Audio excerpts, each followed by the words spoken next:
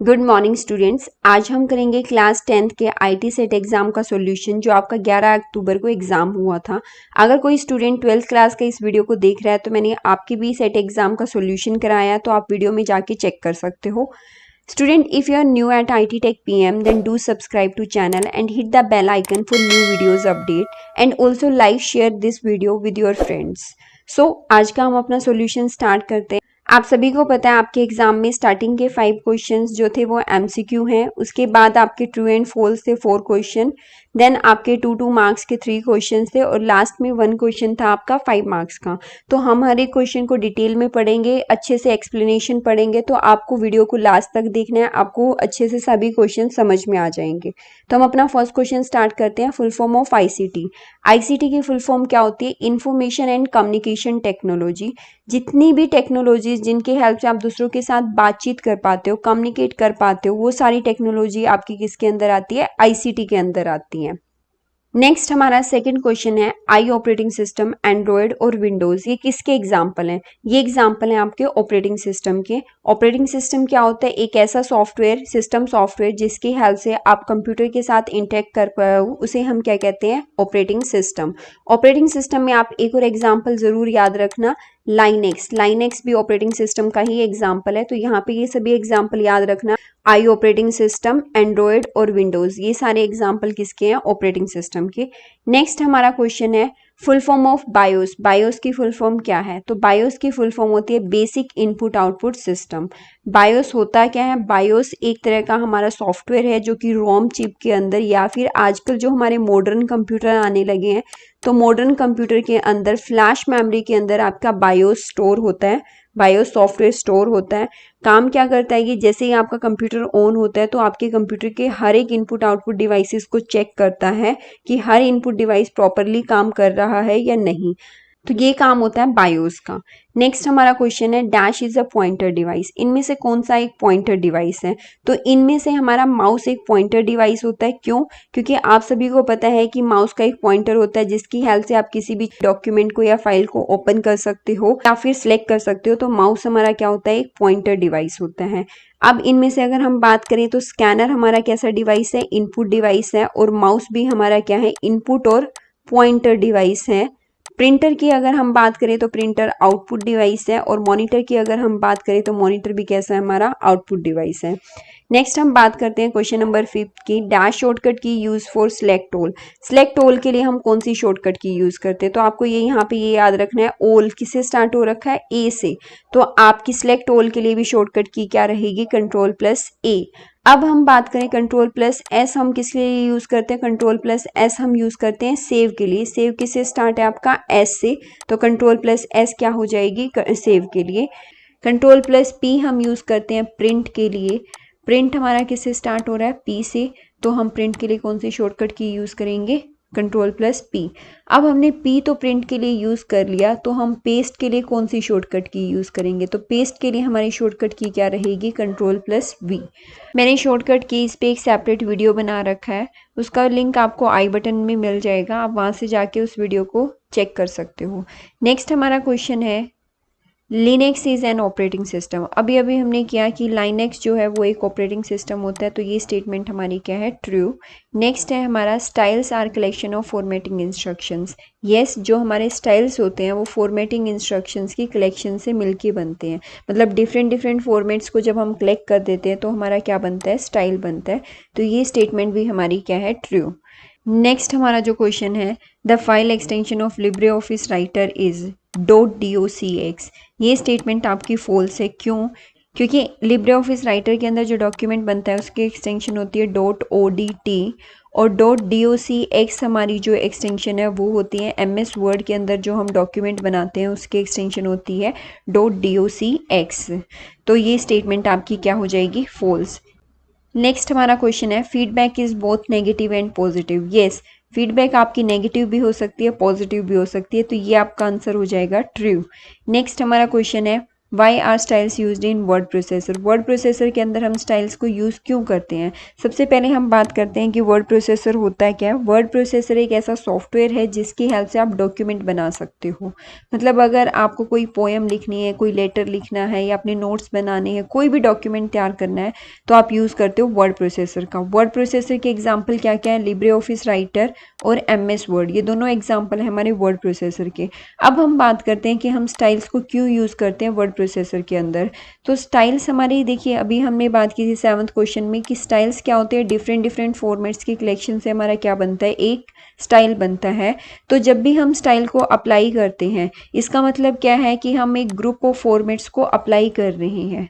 तो अगर हम एक टाइम में एक स्टाइल को अप्लाई करने से आप मल्टीपल फॉर्मेट्स को अपने डॉक्यूमेंट पे अप्लाई कर पा रहे हो, तो उससे क्या होगा? आप अपने डॉक्यूमेंट की फॉर्मेटिंग जल्दी से कर पाओगे और आसानी से कर पाओगे। तो स्टाइल्स को वर्ड प्रोसेसर सॉफ्टवेयर के अंदर यूज़ करने का पर्पज़ क्या है कि इसकी हेल्प से हम अपने डॉक्यूमेंट को बड़ी ही जल्दी से क्या कर पाते हैं? फॉर्मेटिंग कर पाते हैं, राइट। नेक्स्ट हमारा क्वेश्चन है question number 11। What are the shortcut keys of copy and paste in word processor. Word processor के अंदर कॉपी और पेस्ट के लिए हम कौन सी शॉर्टकट की को यूज़ करते हैं? तो कॉपी के लिए हम शॉर्टकट की यूज़ करते हैं Ctrl+C और पेस्ट के लिए हम शॉर्टकट की यूज़ करते हैं Ctrl+V। नेक्स्ट हमारा क्वेश्चन है question number 12। What are software programs. Software programs क्या है? सॉफ्टवेयर क्या होता है? प्रोग्राम्स या फिर इंस्ट्रक्शंस की कलेक्शन जो कंप्यूटर को ये बताएं व्हाट टू डू, क्या करना है। मतलब सॉफ्टवेयर क्या होता है? प्रोग्राम्स की कलेक्शन से मिलके हमारा सॉफ्टवेयर बनता है और जो कंप्यूटर को ये बताता है कि उसको क्या करना है। मतलब कंप्यूटर को इंस्ट्रक्शन देता है कि कंप्यूटर को कैसे काम करना है, उसे हम कहते हैं सॉफ्टवेयर। सॉफ्टवेयर की एक दूसरी डेफिनेशन सिंपल सी क्या होती है कि सॉफ्टवेयर कंप्यूटर का वह पार्ट है जिसे आप देख सकते हो बट टच नहीं कर सकते। जैसे कि आप देखते हो कंप्यूटर के अंदर हमारे डिफरेंट डिफरेंट सॉफ्टवेयर्स होते हैं और उन सॉफ्टवेयर्स की हेल्प से हम कुछ पर्टिकुलर टास्क को परफॉर्म कर पाते हैं। और ये जो सॉफ्टवेयर होते हैं वो कंप्यूटर के अंदर होते हैं हमारे, और इन सभी सॉफ्टवेयर्स को हम देख तो पाते हैं लेकिन इनको टच नहीं कर पाते। तो कंप्यूटर के अंदर वो सारे के सारे एप्लीकेशंस जिनके द्वारा हम एक पर्टिकुलर काम को परफॉर्म करते हैं, उन्हें हम क्या कहते हैं? सॉफ्टवेयर। सॉफ्टवेयर बेसिकली हमारे दो तरह के होते हैं। कौन कौन से? एक होता है हमारा सिस्टम सॉफ्टवेयर, दूसरा होता है हमारा एप्लीकेशन सॉफ्टवेयर। सिस्टम सॉफ्टवेयर क्या होता है? सिस्टम सॉफ्टवेयर एक ऐसा सॉफ्टवेयर जिसकी हेल्प से हम हार्डवेयर डिवाइसेस के साथ प्रॉपरली काम कर सकते हैं, उसे हम कहते हैं सिस्टम सॉफ्टवेयर। सिस्टम सॉफ्टवेयर के एग्जाम्पल क्या क्या है हमारे? सबसे फर्स्ट है हमारा ऑपरेटिंग सिस्टम। अभी अभी हमने बात की ऑपरेटिंग सिस्टम क्या है? ऐसा सॉफ्टवेयर जिसकी हेल्प से हम कंप्यूटर के साथ इंटरेक्ट कर सके। और कैसा सॉफ्टवेयर है ये? सिस्टम सॉफ्टवेयर है। एग्जाम्पल क्या क्या है ऑपरेटिंग सिस्टम के? Windows, Linux, Mac operating system, ये किसके एग्जाम्पल हैं? आपके ऑपरेटिंग सिस्टम के। सेकेंड है हमारा कंप्यूटर लैंग्वेज ट्रांसलेटर। जैसे कि आपको नाम से ही पता चल रहा है, लैंग्वेज ट्रांसलेटर, जिसकी हेल्प से आप कंप्यूटर किसी भी एक लैंग्वेज को दूसरी लैंग्वेज में कन्वर्ट कर सको, उसे बोलते हैं लैंग्वेज ट्रांसलेटर। कंप्यूटर क्यों यूज़ करता है लैंग्वेज ट्रांसलेटर? कंप्यूटर को सिर्फ और सिर्फ मशीन लैंग्वेज समझ आती है जो कि 0 और 1 की फॉर्म में होती है, और हम जो भी प्रोग्राम लिखते हैं वो हमारा सारा का सारा इंग्लिश कोड्स के अंदर होता है। तो हमें जो इंग्लिश कोड है उसको 0 और 1 की फॉर्म में कंप्यूटर कन्वर्ट करता है, और उसके लिए उसको ज़रूरत होती है कंप्यूटर लैंग्वेज ट्रांसलेटर की। तो हमारे पास कौन कौन से लैंग्वेज ट्रांसलेटर है? असेंबलर, कंपाइलर और इंटरप्रेटर, ये हमारे पास लैंग्वेज ट्रांसलेटर होते हैं। थर्ड हमारा सिस्टम सॉफ्टवेयर है सिस्टम यूटिलिटीज़। जैसे कि हमारा एंटीवायरस, कंप्यूटर को वायरस से बचाने के लिए हम एंटीवायरस का यूज़ करते हैं। बैकअप यूटिलिटी, कंप्यूटर के डेटा का बैकअप बनाने के लिए हम बैकअप यूटिलिटी सॉफ्टवेयर का यूज़ करते हैं। तो ये सारे के सारे हमारे क्या है? सिस्टम सॉफ्टवेयर के एग्जाम्पल हैं। अब हम अगर बात करें एप्लीकेशन सॉफ्टवेयर की, तो जैसे कि हमारे ऑफिस सूट जैसे हम यूज़ करते हैं लिब्रे ऑफिस और MS ऑफिस का, तो ये हमारे एप्लीकेशन सॉफ्टवेयर के एग्जाम्पल है। एप्लीकेशन सॉफ्टवेयर होता क्या है? ऐसा सॉफ्टवेयर जो यूज़र की रिक्वायरमेंट के अकॉर्डिंग काम करे। मीन्स अगर यूज़र की रिक्वायरमेंट है तो इन सॉफ्टवेयर्स को हम अपने कंप्यूटर के अंदर इंस्टॉल करेंगे।